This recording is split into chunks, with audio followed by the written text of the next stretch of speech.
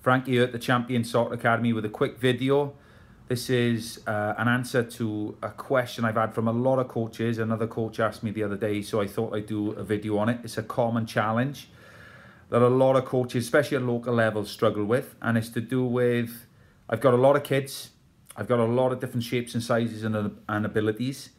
And some of them, a lot of them are here for different reasons. Some of them really want to learn and do well. Others then, they want to mess about, or they don't seem like they want to be here. So there's a number of things to consider. First of all, I've seen it work really well both ways, where teams decide, we're all about, playing the best we can, pushing the players, really improving their performance. I've seen it work well where, it's much more about having fun. But the important thing is when it works, and it can work both ways, then it works because everybody wants the same thing. So that's the key thing, is to decide what you want your team to be about. And you can involve the players in this, you can involve the parents in this, and then you've got to be true to yourself and be honest with everyone and say, well, this is what I want it to be about. And then you might have to make some tough decisions. You might lose people if you decide to go a certain way and other people don't want to come with you. But that's what this is about, being true to yourself as a coach. And especially if you've got kids there messing about, I would say any type of coaching, above and beyond just kids getting together in the park or wherever on their own, maybe with a parent there to have a kickabout with them, anything above and beyond that, if you're either giving up your time as a part-time volunteer coach, or if you're a professional coach, it doesn't matter whether it's one or the other, you need to insist that, number one, the kids respect the environment that they're coming into. And yes, they're there to enjoy it, because that's the number one thing for all kids, is to enjoy the game. But the key thing is not at the expense of others. And also the respect for others' right to learn as much as they can about the game and get the most out of the coaching.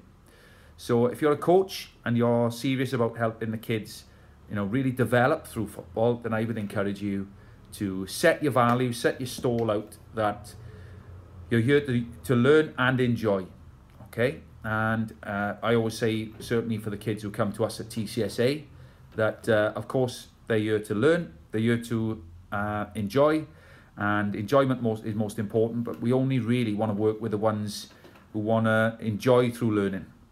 Because if you just want to have a kickabout, then you can do that anywhere.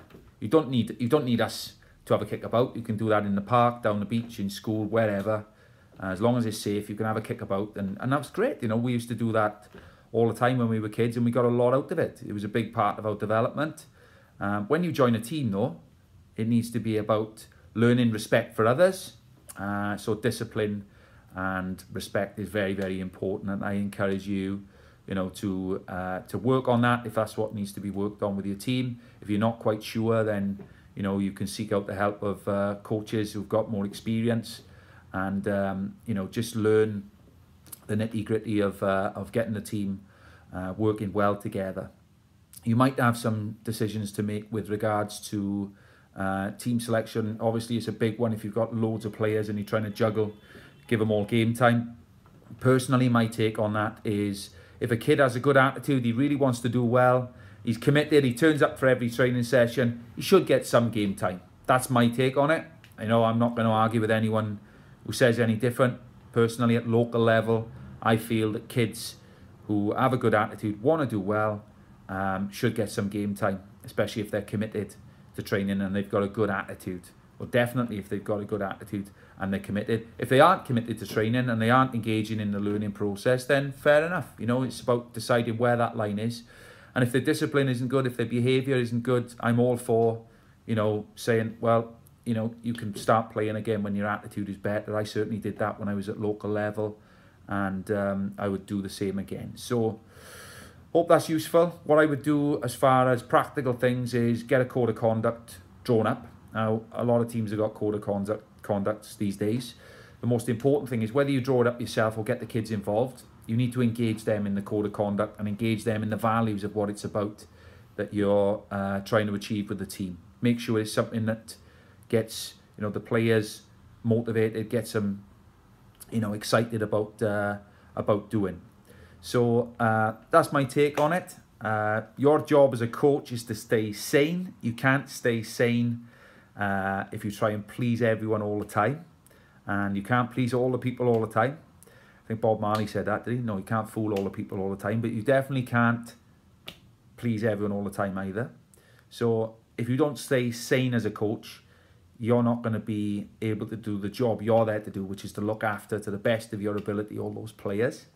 And the best way to stay sane is to work with groups of players that all want the same thing. Of course, they might all be on a different journey, on different levels of ability. That's okay at local level, and you know, you might be surprised to find out that even at academy level there's still sometimes massive gulfs in ability. So that's always going to be a challenge anyway, managing different levels of ability. And to me, that is what coaching is about. Coaching is adapting to the needs of your players, but there's nothing wrong. Don't be afraid to insist on discipline and you know, have clear lines that you draw in the sand and say, this is acceptable, this is not acceptable, this is what we're about, this is what we're not about. And if you can get people involved in that as well, and then you won't go far wrong. Hope that's useful. Let me know what you think. Speak to you soon. Ta-ra.